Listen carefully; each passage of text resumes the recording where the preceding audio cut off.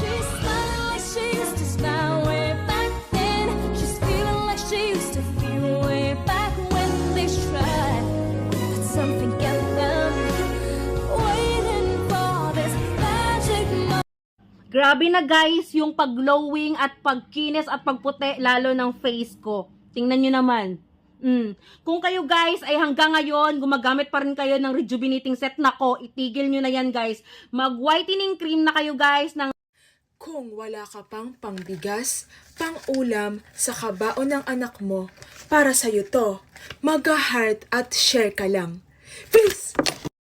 Kung wala ka pang pangbigas, pang-ulam sa kabaon ng anak mo, para sa'yo to, mag-heart at share ka lang. Please!